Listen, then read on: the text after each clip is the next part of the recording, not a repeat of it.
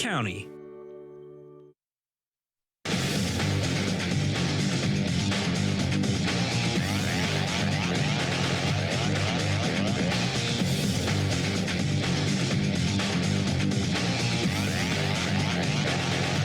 Good evening and welcome to the first episode of Attack Wrap in 2022. We're your co-hosts, Zach Scribner and Adrien Mousseau, joined by assistant coach Jordan Hill and Joey Hishon. Guys, before we get started, how was Christmases for both of you guys with the young ones? It's good. Quiet for us, obviously, with everything going on, but it was nice to get some time with the family. Yeah, same for me. It was great. My first Christmas with our little guy Haynes, so it was a lot of fun and experienced a lot of new hymns or a lot of new things with him being super excited, not about any of the presents he got, but pretty much just excited about all the boxes and all the wrapping paper. So that was a lot of fun. And yeah, it was obviously a weird year, not being able to get together with too much family or anything like that, which is, I know, tough for a lot of people. It was definitely tough for us, but hopefully we get through this little blimp here and start to get back to normal. Now, before we talk about some OHL stats, just want to quickly share the Attack shared the results of Woolies Warriors operation. This event, led by several school-aged players from the Attack, was successful in raising money to benefit the incredible Woolies Warriors organization created by Captain Mark Woolley, which benefits young athletes and all those. As a whole, Operation November was able to raise $2,285 from the 5 unique prizes being offered. So big hats off to everyone, especially in that leadership class that put on the event for Mark Woolley. Now, like we mentioned, the OHL Player of the Week is James Hardy. He recorded 3 goals and 3 assists for 6 points and a pair of victories. Hardy had a season-high 4-point game against the North Bay Battalion in a 5-4 Steelheads win. And the OHL Goalie of the Week is Joe Ranger, also playing for the Mississauga Steelheads. He helped the Steelheads remain on top of the standings by posting a 3.00 goals against average, a .909 save percentage, and turning aside 60 shots and a pair of victories. Now going to the Player of the Month, Dallas Stars prospect Wyatt Johnson of the Windsor Spitflyers is the OHL Player of the Month for December, sitting tied for the league lead with 19 points, including 7 goals and 12 assists over 8 games. Going with a plus-minus rating of 13, Johnson recorded points in 7 of the 8 games as the Spitfires played to a December mark of 6-1-1-0. Just to note, Johnson had a 6-point game against Sarnia. The OHL Rookie of the Month is Flint Firebird forward Colson Petrie for the month of December, recording 4 goals, 7 assists for 11 points over 8 games with a plus-minus rating of +6. Petrie had a strong start to December, recording 6 points in his first 3 games, 4 of those coming against Owen Sound. The OHL Defenseman of the Month is Chicago prospect Ethan Del Mastro of the Mississauga Steelheads, leading OHL rearguards with 11 points, all assists in 9 games to go with a plus-minus rating of +9. And Matt Guzda of the Barrie Colts is the OHL Goalie of the Month for December, playing to a 4-0-0 record with a league best 1.45 goals against average and a .952 save percentage. He also recorded 1 shutout. Guzda made at least 30 saves in 3 of the 4 wins, starting the month with back-to-back 32 save performances against Hamilton and North Bay. Looking at the OHL standings, there's a tie for the top spot in the Western Conference. The Sault Ste. Marie Greyhounds and Guelph Storm each have 36 points on the season, 1 point ahead of the London Knights, who are in 3rd. The Windsor Spitfires are 4th in the conference, 2 points ahead of the Flint Firebirds. Kitchener, Saginaw, and Owen Sound are all tied for 6th with 27 points. In 9th place are the Sarnia Sting with 23 points, 5 ahead of the last place Erie Otters, who have 18. In the Eastern Conference, the Mississauga Steelheads lead the East with 40 points, 3 ahead of the Kingston Frontenacs. Just to note, Kingston's currently on an 8-game win streak. North Bay and Hamilton each have 36 points, 6 ahead of the Barrie Colts, who are in 5th. Oshawa is 6th in the Eastern Conference, but just 1 point ahead of the Ottawa 67s. Peterborough currently holds the last playoff spot in the conference, but are just 2 points ahead of Sudbury. And the Niagara Ice Dogs, who just moved veteran forward Cam Butler, are last in the conference. Turning over to the OHL scoring race, Brandon Coe of the North Bay Battalion continues to lead the league in points with 55. Teammate Matvey Petrov and Lucas Edmonds of the Frontenacs have 52 points so far this season. Rory Cairns is having an exceptional year for the Sioux this year. He's got 51 points. Wyatt Johnson is 5th in league scoring with 46, 5 ahead of Luke Evangelista, Tucker Robertson, and Logan Morrison. Sitting ninth in league scoring is Brendan Offman with 39 points, one ahead of Ty Cartier, who rounds out the top 10. And finally, looking at the top 10 in scoring for the attack, Benny Gore continues to lead the team in scoring with 26 points, four ahead of overage defenseman Andrew Parrott, who has 1 goal and 21 assists.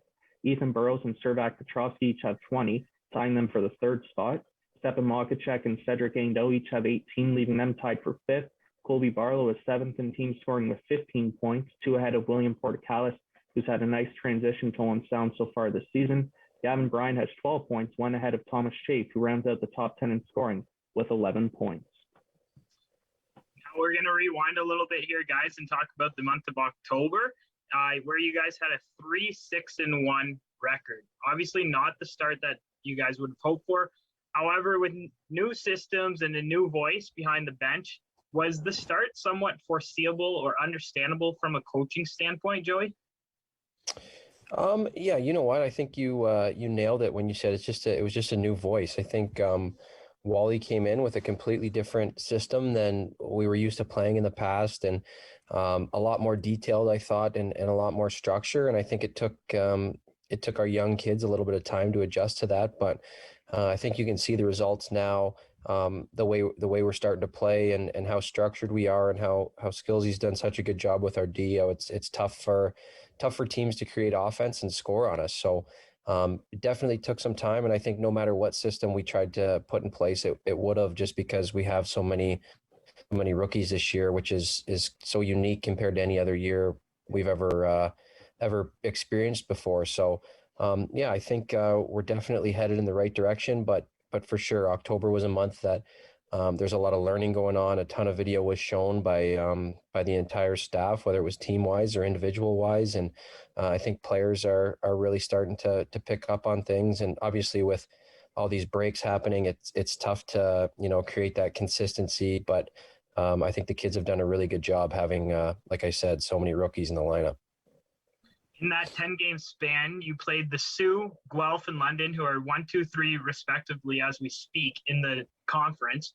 Did you use those games as some sort of measuring stick for your team's expectations the rest of the way?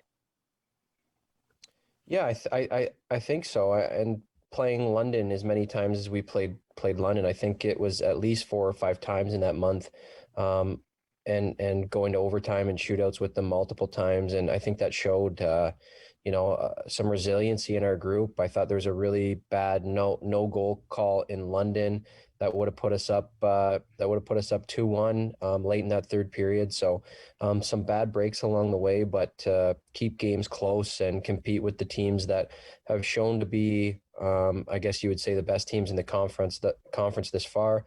It was good, and to play in rinks like London and Kitchener, and to play in front of all those fans and pretty much sold out barns was great for our young guys to experience that early in the season. Now, just to give everyone an idea of how we'll do the show tonight, we're going to break down month by month, and then some of the guys on the team as well. So we'll start to break down some of the forwards. Jordan, some of the rookies, like Joey mentioned, really stood out at the beginning of the season. Before his injury, Gavin Bryan was getting good minutes up front. Technically a second-year guy in the league, and of course missed his rookie season. What are some of the key things Gavin does well that might go unnoticed in his game? I think the details, like Joey just mentioned with their systems. At the start of the year, actually, I thought he struggled, to be honest with you. But he's a guy that puts in so much effort, and you can see every game from the start of the season on get better and better. And now, he's a huge part of our hockey club. One of our best forwards, to be honest with you. And it's tough coming from a season where you've lost your rookie season, you've lost a year of, especially like we mentioned, Wally, and how detailed he was and how structured he was. You work on your skill, but you kind of lose that sense of structure when you don't have a structured hockey game. So I give him a lot of credit for always asking for video, always coming to see Hish. And Hish, again, has done a great job dealing with him after practice with some skill stuff, with some tweaks in his game. And he's a guy that just continues to want to get better. And that's a guy we'll all day for. So it's we're happy to see his progress, and he definitely got better every game, like I mentioned. Now, Joey, Colby Barlow has stood out all year. At one point, led the team in goals scored as well. His shot is obvious about his game, but I find his hockey IQ is really up there as well. He knows where to be in the offensive end to sneak around defenders, but is also very responsible in the defensive zone. If I missed anything, if you can just give a quick rundown of his game and maybe an NHL player that he reminds you of as well.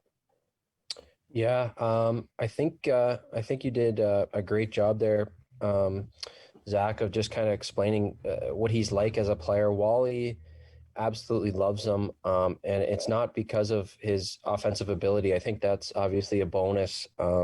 He's a kid that he shoots the puck like a pro already. He absolutely rips it.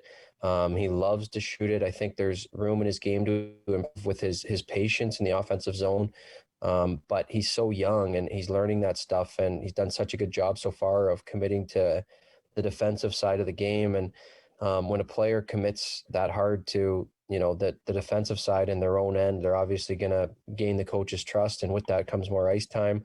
And with that obviously comes more production. So he's done a really good job of that. And to compare him to an NHL player at this point, I think is tough, but I would say almost like a Jeff Carter, like a big, strong body that shoots the puck really, really well. That's just kind of what comes to mind right away. I can remember actually my cousin playing NHL for the Sioux Greyhounds. His name was Tyson Aitchison, and Jeff Carter was a guy when I went to his games, I always watched. And I can remember being at a game in Sarnia, and Jeff Carter had 17 shots on net himself in the game, which to me as a young kid was absolutely crazy, but it just showed how much he dominated at this level. And I think Colby has the same opportunity with his size and the way he shoots the puck and how much he loves to score goals. I think he's a player that could be pretty similar to Jeff Carter someday in the way that he moves and in the size, the whole package he is. Obviously, Jeff Carter's had an incredible career, but I think if Bars continues to work and do the things he needs to do, he'll have an incredible career as well. Jordan, before we talk about the leadership group, one player that stood out to me all season long is Thomas Chafe. You can make the argument that he's one of the fastest guys in the OHL already as a 16-year-old. When I watch him, he's hard on pucks. He's a great penalty killer. And like I said, only 16 years old. At this age and the stature, it would be easy for him to give excuses, yet it seems like he gets better every game. Is he a player that you keep giving him new roles and he exceeds expectations? Yeah, absolutely. I thought he was a guy that was kind of just getting his feet wet with being the size, being a young 16-year-old. It can be intimidating, obviously, going against some big guys, but he really took that challenge amongst himself. And especially, I think he started with the PK. He really bought in and really enjoyed that role. Like, he was willing to block shots. He was willing to, ask questions when, maybe as a 16-year-old, you're a little bit nervous to ask questions in front of everybody. He's a guy that just really wanted to be that role. And it was funny how much he really wanted it, because most guys want to be on the power play, but that's where I think it started his confidence. And then he grew that 5-on-5, and then obviously more power play time he's gotten at times when guys have been injured. And I think that's just something that, I credit him obviously to put the work in and be willing to start in a defensive kind of role and kind of build from there. So good for him. Yeah, one game in particular, I remember it was against Flint, and he was just in front of the bench just talking with Brennan Hoffman. And I was like, that's impressive for a kid, for a 16-year-old to be chirping Brendan Hoffman like that. It was something to see. We still laugh about it actually as a staff. I completely agree with you. That was one of the funnier moments, just seeing especially, I think he lost his helmet on the play. So he had this big wet afro, and he was giving it to this kid. And that was the big confidence booster, just to see where his confidence was, again, being able to chirp and have no remorse for this kid. It's pretty funny to watch. Now, like I said, we're going to talk a little bit about the leadership group now, and I want to talk more specifically about their leadership qualities. So obviously you have Captain Mark Woolley, Assistant Captain Stefan Machchek, and Andrew Parrott. What are some of their leadership qualities that, as fans, we don't get to see on the ice or in the dressing room? Sorry. I think I'll start just quickly here. I think Mark Woolley I've known really well, obviously being a defenseman. I think his voice echoes quite a bit throughout the locker room. He's one of the most vocal guys on the ice. on the bench. So he's a guy, obviously, you've heard about Wooly's Warriors, what he does in the community. So I think a lot of young guys look up to him in that sense. Obviously Machi as well is more of a lead by example type guy. You practice or game, you wouldn't know the difference with his effort and how he finishes hits in practice, and guys are just shook by it. So those guys in particular definitely have been a big part of our leadership group with our young guys learning from example. Yeah. Joey, do you have anything to add? Yeah, I would completely agree with Skillsy. I think like Mark Woolley, he mentioned Mark Woolley, and he's done such a good job with a big task this year. I think to be a leader in a room with 12 rookies is tough because they kind of outnumber you. So he's had a big task being, the captain, and Skillsy also hit the nail on the head when he talks about Machi. Machi's the lead by example type guy that's, always the hardest worker on the ice every single time we're out there, whether it's, practice, game, or even warm-ups. If you ever get a chance to come to the Bayshore a little bit early and watch a warm-up and see him rip around, it's incredible how hard he works to get himself ready for games. So doesn't talk too much in the dressing room, I don't think, when between periods or about the game or anything like that. But all you have to do is watch him play to see how much of a leader he is, and everything he does, and everything Wally asks him to do, he's willing to do it. So he's also a guy that holds himself accountable and will even come to me and tell me to take him off the power play if he doesn't feel he deserves it, or if he's playing well, he'll just come off the ice and be like, don't put me on the power play anymore. I'm terrible tonight.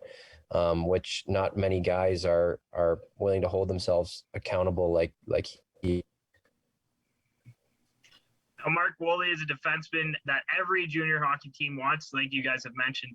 A lot gets said about his type of person he is. He's an A+ person off the ice. But on the ice, he's got that old school hockey in him. As a coaching staff, do you guys have to reel him in of his physicality at points, Jordan?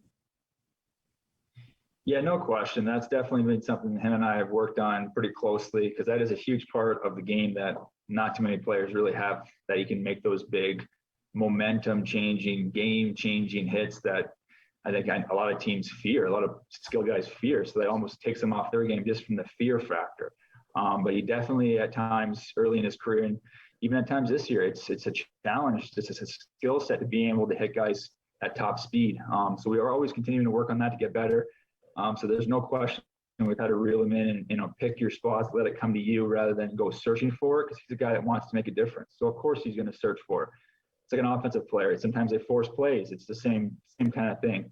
At the end of the day, he's willing to work, and he's a guy that teams definitely fear with that attribute he brings to the table. Now, Joey, Stepan Makchak is a type of player that you love to have but hate to play against. What does he need to do in order to be a factor night in and night out?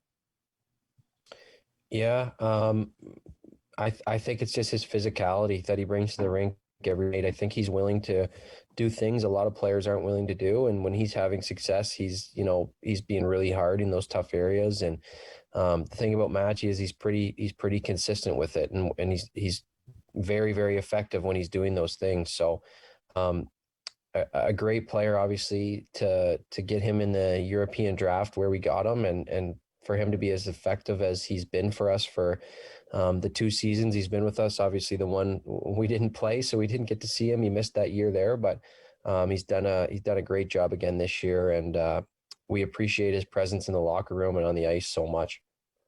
One thing that I've always wondered from a coaching perspective, just in general, is it difficult coaching a player whose primary language isn't English? Yeah, I definitely think can be a challenge, but that's where, you have the video, you try to, I know we've had a few Russians in the past. You grab another Russian teammate that can maybe speak a little better English. You have the board where you can draw things and everyone can visualize and see that stuff. So I think Machi's a guy that his English was definitely a little weak when he first got here, understandably, and he's been very good at it. And it's definitely, like I said, a challenge, but I think when you have the video, you have the board, you have practice where you can show things, and the visual aspect is huge. So that's a factor that's not going to stop the development for sure. Now, Andrew Priorit led the way early in the season statistically. Week 4 on Attack Wrap, when we interviewed him, he mentioned that he got some power play time in Slovakia. Do you think the time he spent overseas helped him grow his game and mature? Yeah, I think anytime you get an opportunity to play at the pro level, even though he was playing in a lower division over there, it helps because you're playing against men, and guys are playing for a living over there. So it's a lot different than junior hockey. They're playing to put food on the table. So that's always a great opportunity for anyone who gets that opportunity. And yeah, it's an experience. I think that, Wooly got to go over there as well and play some games. And I think those guys benefited a lot from that. Now, what does Andrew Parrott need to do in order to better your guys' team in this playoff push that's coming up? I think he's got to focus. Yeah, he's a good two-way defenseman. He moves pucks very well. He's getting some points because of that, and it's normal to want to continue to be that offensive difference maker. I think he's got to stick to his game when it comes to being that physical presence that can make teams pay, similar to Mark Woolley. I don't think he's lost touch of that, but I think that's obviously a focus have somewhat shifted a little bit when you get points. But at the end of the day, he's definitely one of the best two-way defensemen in the game in the OHL here today. So I got no doubt he'll be a team. You win games within the playoffs. He's a guy that's just, it's unfortunate he's missed those last two playoffs essentially from either COVID and our early exit, or 2 years ago with against the Sioux. He's a guy that shines in the playoffs for sure. Now, on the first episode of November, Adrien predicted the attack to go 6-3, which basically happened 6-1, 1-1, only allowing 22 goals in those 9 games. Having a team goals against average just over 2 is very impressive for a major junior team. Jordan, what were some of the keys to success in the month of November? I think it was structure we talked about. Joey mentioned, obviously, when the learning curve was so big that first month. Finally, guys started to understand the importance of your positioning away from the puck. It's a foot here, a foot there. Well, it doesn't normally matter, but it does in the grand scheme of things. And that's where we really harped on not just systematically the details within the system, which I think can get overlooked by a lot of coaches. And that's one area that Wally's very good at, the details within the system. And again, it takes time, like we mentioned, and obviously having good goaltending is huge. So at the end of the day, guys finally started to understand and buy in. And once we get rewarded from that, it's motivation to continue down that road. And I think our team's just gotten better and better since that first little bit of the season. Now, you mentioned goaltending. In the month of November, you saw the departure of Matt Guzda. Could we just get one final word on what Matt Guzda meant to the franchise this past 5 years? And what was it like coaching a young talent like him? Yeah, I'll speak on that quickly just because I've known him since he was 16. I know Joey's been around, but I've been very close with that kid. Great kid. Like, I've never seen a goalie, maybe even a player, work as hard as he does. He's the first guy in the gym. He battles every single puck. He wants to get better every single day. He's a guy that I got close with just from seeing this kid work, and I wanted to help him. And obviously being that defenseman myself, I always took care of the goalie, so I felt like he was a guy I wanted to take care of just because of his character. So he's a guy I wish well, and I was happy to see he won, obviously, the Player of the Month you mentioned, and Barry. So it was a tough day to see him go, but I think it was good for him, and you can see, obviously, things are working out for him. Now, Joey, with Mac being gone, we saw the emergence of new number 1 goalie Nick Chenard. Have you seen anything from Nick's game this year that you hadn't seen in the previous season? No, I think what you've seen this year is exactly what he is. He's just such a calm presence in there. He's not jumpy. He's not out of his crease or playing way too far out of his net. He's a big body, and sometimes it can look like he's not even trying because of how calm he is in the net. It's great. I think that's an attribute that's very, very good for a goalie to have, not to be jumpy and not be too excitable. And I think that's something that naturally he's just very calm, which helps him so much. And obviously you can tell by his numbers, it's still super early in his OHL career because of COVID, but just the amount of games he's been able to get into. Obviously, having Goose here, he didn't get into much, but he's starting to show what he can do. And like I said, just so calm and he does a great job positionally. He doesn't move too much. Just kind of lets the puck hit him instead of looking to try and make crazy big saves. So I'm a big fan of Nick, and I think he'll do a great job for us for the next few years. Now, similar to the year where you won the championship, the team carried three goalies in the month of November, seeing Corbin Volteri get his first OHL win, I believe, against Saginaw. It must be nice to see the young goalie finally get rewarded after all the hard work they put in, not only making it into the OHL, but getting that first win and getting the monkey off the back. Yeah, great for him. Obviously was put into some tough situations early as well, going into games kind of partway through and stuff, just the way things worked out and not getting a lot of minutes. So he's a kid that stayed very positive through this whole process, and very excited to kind of see where his game goes over the next few years. I know he's a goalie that was very, very highly touted in the draft, and as he starts to get more minutes here, I'm really excited to see his development. Just a few minutes before we go to break, but one last question for you, Joey. I consider it probably a big trade for the Attack with the acquisition of William Portocalis, a veteran forward in the league, joining a younger forward group this year. It appears a fresh start has proven well for him and could be one of the best late-round draft picks Dale has traded away. On the episode, Nick Schnard said he fit really well into the dressing room right away. Do you guys see the chemistry he's developed with his teammates so far in about a month's time? Yeah, I think, definitely. I think he's done a great job so far.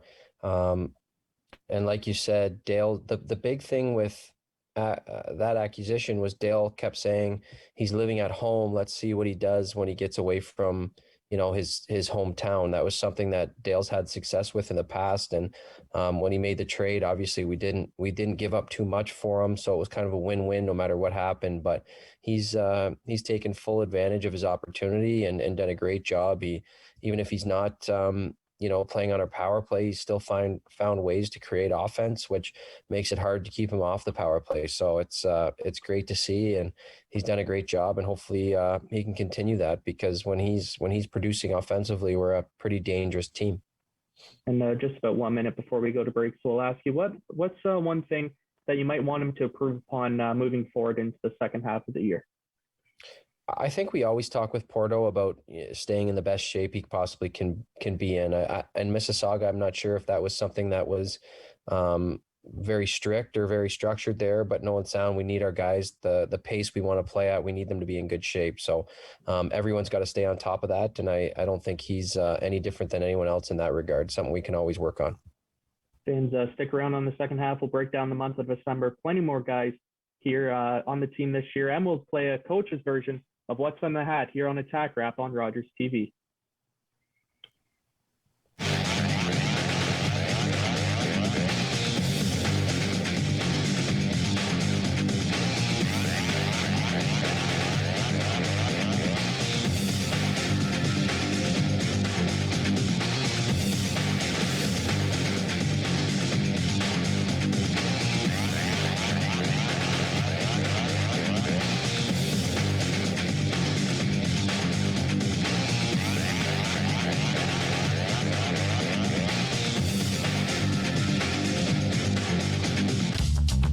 This program is brought to you by Ignite TV. Now you're in command. Visit Rogers.com for more details.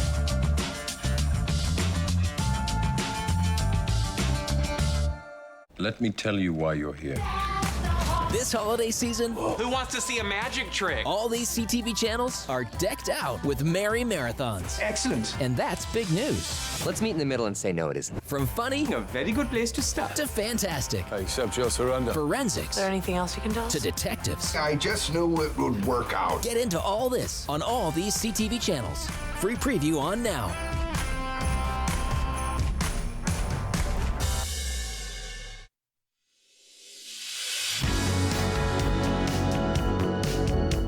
Hi, I'm I'm Carol Merton, host of HealthLink. HealthLink is a program connecting home, community, and healthcare. Please join us on Rogers TV for a program to learn more about resources and services available to you and to your family. Take care.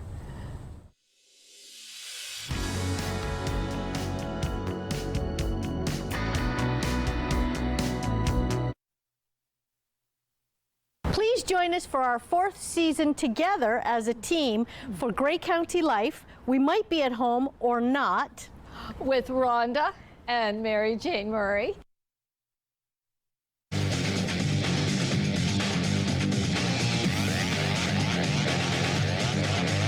Welcome back to Attack Wrap, and of course, a Happy New Year, our first episode of 2022. Zach Scribner and Adrien Mousseau, joined by coaches Jordan Hill and Joey Hishon. Guys, we broke down October and November. Let's break down the month of December. Joey, you ended up playing just 3 teams in December: Windsor, Kitchener, and Flint, going 3-3 in those 6 games. Some of them were entertaining it with some pretty high scores. As an offensive player yourself, do you enjoy seeing the boys fill the back of the net so much? Yeah, I absolutely love it. If it was up to me, every game would be 7-6 or 6-5 wins. But with Wally, I don't think that's ever going to fly. Obviously, we want to play a pretty structured game, and I mean, I can't argue it. We've had some success with it, and I think it's a super important part of the game. But for me, obviously, I love seeing goals scored. So it's always a lot of fun when it's a bit of a barn burner like that. Here's a really interesting story that many people might not have heard. I think Mark McKelvey asked Jordan after the Sunday afternoon game against Flint. Late in the month of November and into December, we saw you guys use Sam Sedley on faceoffs. To some, it might be a bold strategy, but it seems to really be working. How did that story become to using a defenseman in the faceoff spot in key situations with about a minute left in the game? That's all Joey Hishon, guys. Like, that's straight from Skills Corp.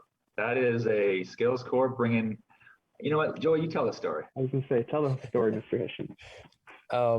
Well, Seds for all of August skated pretty much every single day with Ryan O'Reilly, and Ryan does face-offs at the end of every single skate. And whether I stay on the ice or I don't stay on the ice, it's usually kind of after the practice is over that he'll work on this stuff and a bunch of other little stuff that he does every single day. But Seds would go and stand with him and work with him every single day on face-off stuff. So when we got back to Owen Sound, he kept telling us, like, I've learned so much on face-offs. You guys got to let me take some face-offs. And we kind of would just laugh it off. But lo and behold, we let him take a couple in practice, and he was pretty much cleaning all of our centermen.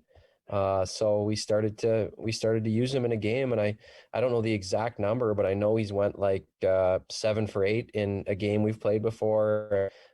Had a lot of success, and it's not like he's taking it on his strong side all the time. He takes them on the opposite side as well, which is super hard as a centerman. Even for me as a lefty, I'm really comfortable on the left side of the rink. The right side of the rink's really hard. So him as a righty, it'd be really tough for him on the left side of the rink, and he does a really, really good job with it. He's taken draws not only 5-on-6, but on our power play as well, when it's so important to get possession of that puck, and we'll use him in those situations. So I can't personally take credit for it, but I mean, I guess that's just Sam and the kind of kid he is. He loves paying attention to detail, and he loves learning and getting better. And you hang out with the best face in the NHL, you're gonna learn some things that will probably help you in the OHL. So it's been a big asset for our team, actually.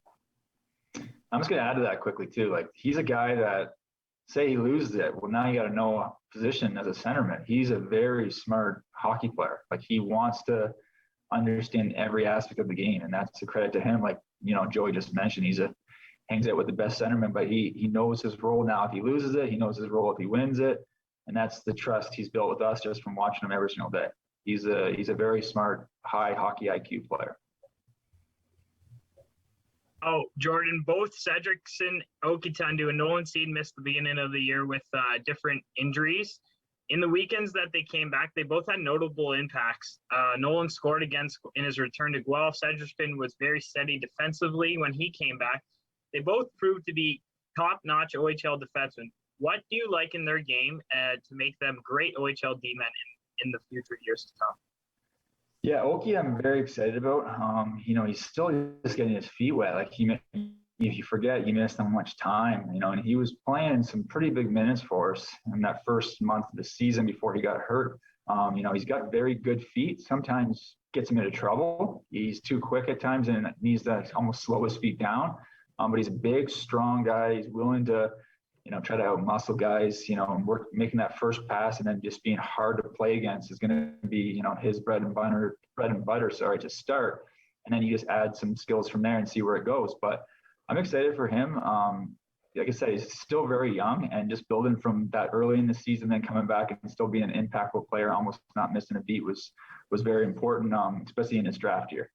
And then Nolan Seed, obviously, we've had for a while, and he came out, and luckily, he definitely had some struggles early in his career.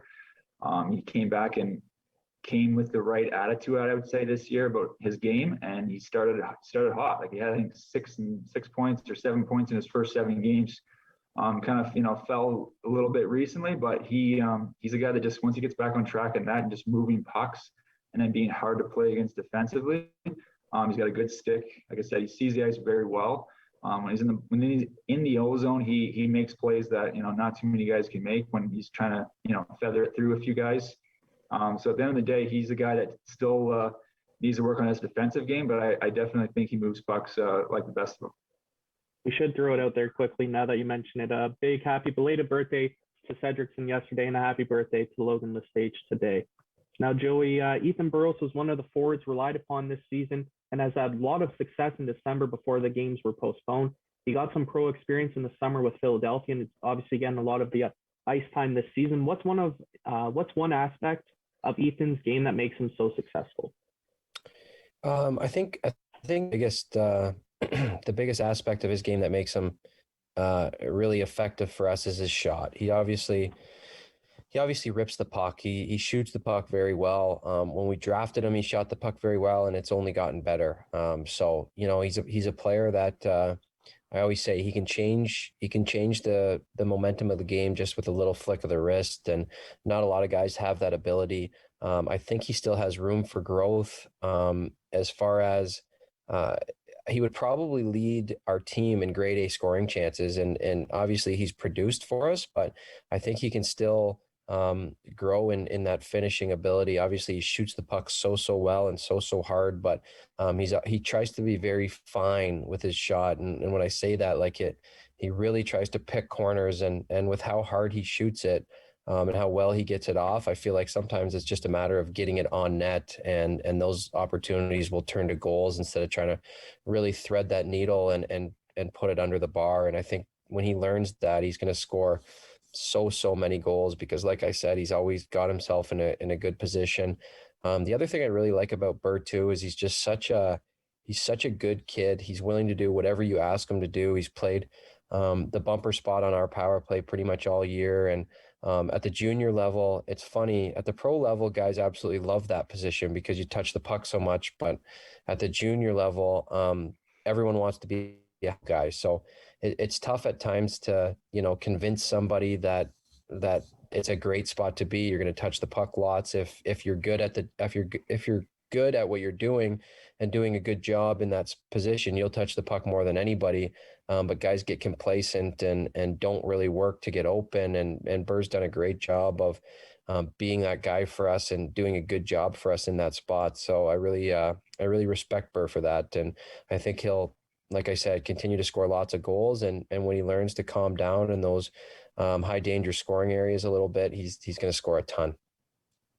Now, Joey, you had the honor of representing your country on 2 occasions. Once at the U17s, in which your hometown of Stratford was a co-host, but you played all your games in London. And a second time at the U18s in Fargo, North Dakota. This year, the Attack saw Colby Barlow go to the Capital City Cup, and Servac Petrovsky represent Slovakia at the World Juniors. What did you say to those guys before they left to represent their respective countries? Not much. I mean, wish them good luck. It's obviously an opportunity that not a lot of people get to represent your country or your province.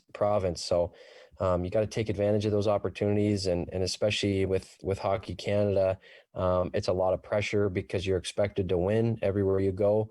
But you got to enjoy it. Just enjoy it, have fun with it. And, it's U17, it only happens once. U18, same thing. And World Juniors sometimes happens twice for really high-end players. But it's a once-in-a-lifetime opportunity that you just gotta relax and enjoy and let yourself have a good time with it. Now, Servac only played 2 games in the brief tournament this year. Sadly, it was canceled. But he still has 2 years left of eligibility. Is it safe to say that he will be back at the tournament next year ready to dominate given the opportunity? Yeah, I can't see how he's not back next year. Obviously, you've seen how effective of a player he is at the Ontario Hockey League level, and for us in Owen Sound. But I think they'd be crazy not to take him again. He's a guy that, he's so smart. I think he has such high hockey sense. And for him, it's just keeping that compete level up at all times, because at times it can get a little bit complacent. But he's an unbelievable player. He's done a great job for us, and I think they'd be crazy not to have him back there. Now, we'll start with Jordan on this one and then go to Joey. Now that you guys have had a few months to work with head coach Greg Walters, what are some of the coaching tendencies you admire about him, and how have the first few months gone with the 3 of you guys? Yeah, it's been awesome. Honestly, I knew him as a player. He was my coach when I first broke into the league as an OHL in Sarnia. So I kind of knew what I was getting myself into. But he's a guy that just brings the good atmosphere at the rink. He's a guy that I've learned so much about, just the details we talked about already on the show, within the details.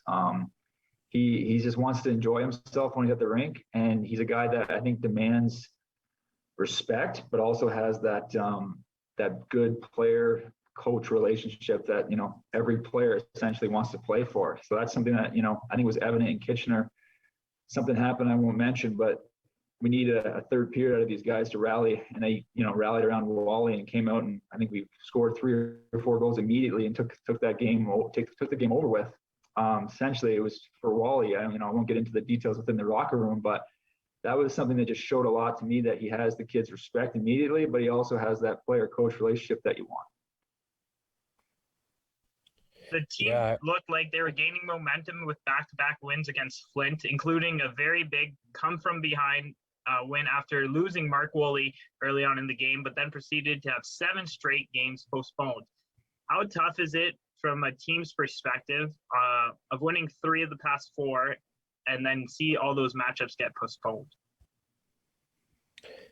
It's definitely tough. And whether you're winning or losing, like if you're winning, you want to keep that momentum going. If you're losing, you want to change that momentum and kind of rewrite the script for your team. And these shutdowns, obviously, they're really hard. And I know the entire world is dealing with it, and it's so frustrating. But it's kind of just we're at right now, and we all got to do the absolute best we can to get everyone back healthy again and get the world back to some type of normal. And these shutdowns are something I think that comes with it. But hopefully most of it's in the rearview mirror at this point, and we can move on. But it's definitely, Adrien, very tough to, keep building on the systems you've put in place, or, keep working on the power play, or continue to build on things that you've done and had success with on the penalty kill, when every so often 2-3 weeks you're taking 5 or 10 day breaks. So it's really, really challenging, but it's something that as a staff we're willing to take that challenge on and continue to learn and grow as an organization. I think it's something we're in a world right now where you got to be willing to adjust, and I know as a staff we're willing to do that. So hopefully we can continue to push the kids in the right direction. Jordan, what have you guys been doing as coaches with the extra time off? Yeah, we've been communicating on pretty much every day. Like Joey said, today we talked about trying to build like a system pack for reminders, because it's been so long. And that's the frustrating part when it's coaches. I think we had a good thing going, obviously ending it on Flint at a high note, and you want to continue on. And we changed some things on the PK. I know we're always changing things in every aspect of our game essentially to improve them. And when you lose that momentum, it's frustrating for sure. And now I feel like we have to almost not start from scratch, but essentially, go through each thing and make sure the details are there and the reminders are there because it has been so long. Now, Jordan, one of the biggest standouts of the OHL season so far has been the reignition of the rivalries in the OHL. Two of them stand out to Owen Sound fans, Kitchener and London, whether it be the two teams' style of plays, the close games. What's been some of the factors for those emotional games, and how does the coaching staff take it from a coaching perspective on the bench? Yeah, there's definitely some rivals, which is the best part about the OHL, especially when you're playing the same teams over and over again. Kitchener for sure. Obviously, London's always fun to play. For sure, it's a game of emotion, right? So we have to keep ourselves in check at times as coaches, but there's definitely times where it boils over just like any other player. So the biggest thing is keeping us in check and keeping our goal in front of us, whether that be every shift or every period. Not looking too far ahead if one game goes your way or doesn't go your way. It's that's the beauty again of this league. You play so much, so it's a short-term memory in a sense. Now, Joey, I read a quote from you in an article by Greg Cowan that you were staying up until 2 a.m. some nights watching film of the power play. Do you feel the team's only a few clicks away from turning around the power play percentage? Yeah, you cut out a little bit there, Zach, but yeah, I heard you say about staying up late watching power play, and sometimes it's pretty tough to go to sleep when the power play isn't having success. So, yeah, I mean, what else am I going to do other than try and watch video and figure out what's going on? Yeah, I think it's a role as a coaching staff. It's something where, when the power play is not having success, how it can really affect your team in a negative way. And even if you're not scoring on the power play, I think you can really build a lot of momentum through it with chances. And when you're not even creating chances, it can be frustrating. So we started so well early in the year. I think we were second in the league for a while, and then just continue to kind of fall off. And yeah, a lot of head scratchers about trying to figure out why that was happening. But hopefully we can turn that around when we get back to playing games here soon. Now, before we go to Grey County's favorite game show, What's in the Hat, I want to ask you, without giving too much away from the game plan, what do you think some of the areas that the team does well on the man advantage? I think when we're having success, we're just, very, very simple, moving pucks quick, executing well, tape to tape, and getting shots through. I think an effective power play usually starts with getting shots through, and then puck recoveries are pretty much the most important thing. So when a shot gets through from the top or the flank, are you willing to get that puck back and do everything you possibly can to get it back under control and get it back into your setup? Because when you do recover pucks, that's usually when seams open up or when power play or when penalty kills break down. So yeah, I think that's probably the most important things for me. And when we were having success early, we were doing that very, very well. So for me, that's it. Zach alluded to it. It's time for Grey County's favorite Tuesday night game show, What's in the Hat. Guys, I have my trusty Owen Sound hat here. Questions inside. You guys give me the first answer that comes to your mind. We'll go Jordan, then Joey for answers. All right, you ready? Yep. Yeah. All right. First question is, if you couldn't be a hockey coach, what would you be? Next question.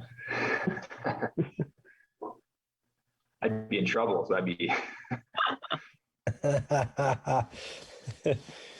be probably working in a factory somewhere in Sarnia, because that's what everyone does in Sarnia. So. Oh, do you want me to answer that one too? Yeah, you guys answer both questions. So he's answering first every time. Yes, yeah, correct. Oh, I like that. That's not good. Well, the first thing that came to my mind was golfer. I'd be a golfer, obviously. All right. You'd be good enough to be a golfer. I'll give you that. If the bus driver were to call in sick, who on the team player would you elect to drive the bus? Thomas Chafe. That's what I was going to say. Thomas Could Chafe. he see over top? Answer. Kevin Bryant will be my next guy. Very good. Very good. All right, next question. Who's your favorite NHL player currently and in the past when you're growing up? Oh, I do like watching Cale Makar right now. It's just, defensively, defensive coach, I should say. And then growing up was Nick Lindstrom. Ryan O'Reilly, and growing up was Cal O'Reilly. All right, 2 more questions here. What's your number one superstition on a game day? Just do everything the same as the last game you won. Mine's a donut in the media room. All right, guys, and last question here. What's your favorite movie? Oh, I'm terrible at this. I couldn't even tell you. There's so many movies. Forrest Gump. I got one more. Titans. I was gonna say I got one more to add in. Which coach do you really admire, whether it be in the NHL or the OHL? Jordan Hill. Greg Walters. Easy one. Move on. Okay. My boss happy. That does it for What's in the Hat. So Joey, we talked in regards to scouting on our preseason show from the scouting point of view last year, but this year I imagine the scouts took every opportunity given to them to take in minor midget games. What are some teams standing out this year, and how have you enjoyed going back to the smaller minor midget rinks? It's been really good, Zach, but I got to be honest, I feel like I'm very far behind. I feel like I haven't got out nearly enough, or nearly as much as I would like to be out. It's tough when you're, playing games every weekend, and then practicing all throughout the week. And where we live up in Owen Sound, it's definitely tough to get to rinks in the GTA, in the GTA. In the Alliance, I've really liked Brantford and London. In Toronto, I think the Mississauga Senators are obviously going to have a ton of players drafted. The Junior Canadians have some really, really good players as well. The GTHL this year is it's almost like a super league, it seems, from what I've seen at least. And it'll be fun. Hopefully I can get that more here for the rest of the season. But I gotta admit, I really like watching the Alliance just because it's near my hometown. And London and Brantford have been teams that I think have some really good players. Now, next week, we're going to have Dale DeGray on for some trade deadline talk, but I want to get your opinion on it here quickly. We saw London make a trade recently for overager Cameron Baber with a COVID stipulation involved. I'm intrigued by what's in store for the deadline. It's a week away. There's bound to be some big names on the go, Mason McTavish and Jack Thompson, I would imagine. But what I want to know from you is the interesting part, what will the prices look like with how the pandemic and the season's going on so far? Yeah, I think it's really hard to say what they're going to look like. I think the market kind of dictates itself every single year, and teams obviously make offers, and if a team wants that player more than the other team, they'll offer more. So the market, I think, as usual, it'll dictate itself, but it'll be really interesting to see what happens here. I think you mentioned it earlier, Zach. There's some really big names in spots that are probably not going to win, and to see what these guys are going to go for, it'll be fun. Jordan, the team has the third least goals against in the Western Conference this year, having older defensive core, but rookies have played some key roles on the back end. In an injury-plagued season. How proud are you overall when you look back at the team's play in the first half of the season? Yeah, I'm very happy with how we've progressed throughout the season. Especially like you talked about the goals against being down. I think that was just, again, us understanding what is required from you away from the puck and then in the D zone. We're very big on when we have the puck, creativity. We don't want to definitely limit guys' offensive instincts. But away from the puck, we always talk about 2 different games being played, one with the puck and then one without. And guys have really bought into away from the puck, defensively strong. How do you get the puck back? Do you defend well? And obviously having those 3 overage defensemen was big. I think a lot of our young guys taking some steps on the back end. Madden Steen has been really good for us. We haven't talked about him much. He's taken some big strides over the last month or so. Obviously, we mentioned Okatundu, Cal Ewens has a bright future. It's really a lot of things that are going the right direction here in Owen Sound. So I'm excited for obviously this year and then years to come for this young defensive core and our young forward group. As you guys can see, we had 12 or 13 rookies up front, and a lot of them are coming back next year and then the year after. So it's an exciting time here in Owen Sound to see, how well we're doing even now, and then as they get older and progressing through this league. Now, if everything goes to plan, games this month against Guelph, Sarnia, and two in the Sioux back-to-back, Barrie and Kitchener. We'll get each of you to break down some opponents and areas to watch out for. We'll start with Joey on keys to victory against Sioux, Guelph, and Barrie.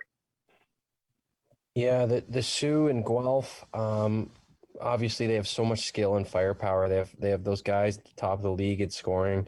Barrie, I think a team from the East with a little bit more depth, and then obviously Goose and net. It's always tough when they got a goalie on the other side that's going to make some really good big saves throughout the game. So, like I said, the Sioux obviously to shut down their top line. Same with Guelph, and then against Barrie to make sure we're getting in Goo's eyes and making sure we're making it tough on him all night long. And guys like Cardwell and Olofsson, obviously some top players in the league as well to try and I guess contain them the best we possibly can. But the big thing in Barrie is Goose for sure. Jordan, what will make the guys successful against your old former coach in Alan Detang in Sarnia and in Kitchener? Yeah, obviously Sarnia's got two very good goalies. They seem to have stoned us a little bit, especially that last game in Sarnia. We just got to find a way, obviously, to generate.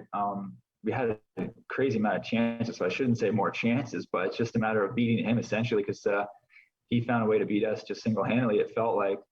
But at the end of the day, even, as we talk about this, Joy made some great points. You obviously shut down a lot of those big name players on other teams. You worry about goaltending, like I just mentioned in Sarnia. But it's when there's so many short-term games and you're playing the next night against a different opponent, sometimes I like to worry about us in that sense more than the other team. I think come playoff time is more of a time when you really can look at breaking a team down top to bottom and really honing in on their weaknesses, their strengths. Sure, we definitely do that game to game. But right now with the pauses, the startings, the Christmas break, we had guys, I don't even think we've had a full team yet this year, due to injuries, due to suspensions, whatever have you. So definitely, I think the second half, especially at the start, we'll be focusing more on getting us on track and focusing on the Owen Sound attack for sure. Just 1 minute left, so I want to ask both of you, with fans not allowed in the Bayshore these next few weeks, what's one message you'd like to give to the fans while they watch on Rogers TV? We'll start with Joey and then finish off with Jordan. Yeah, just obviously it's such a frustrating time, and just can't wait for them to be allowed back in the building. It gives us such a boost as a team. You can just see the kids feed off their energy, and we'll miss them so much. But just fingers crossed they're back in the building as quick as possible, and we're back to normal. Yeah, like Joey mentioned, we have definitely one of the best fan bases, and playing in the Bayshore with a sold out barn, that is something that every kid needs to experience. So I'm excited to get back to that, hopefully sooner than later, and then heading into playoffs, and that place is rocking. It's a special place to play. Guys, thank you for joining us. Good luck in the second half of the season, and we really hope everyone stays healthy and the second half of the season goes as planned. Thanks, guys. Thanks for having us. Thanks, Zach. Adrian, appreciate it.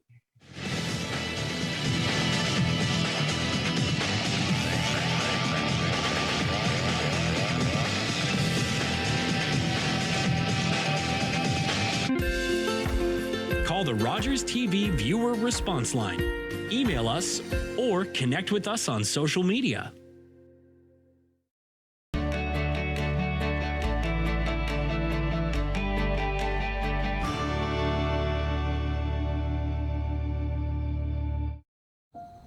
Sometimes, for a wish to come true, it takes a kingdom, because together we're stronger. Tied tight, united we stand, in honor of one child's wish, to fuel the fire that will grant many more.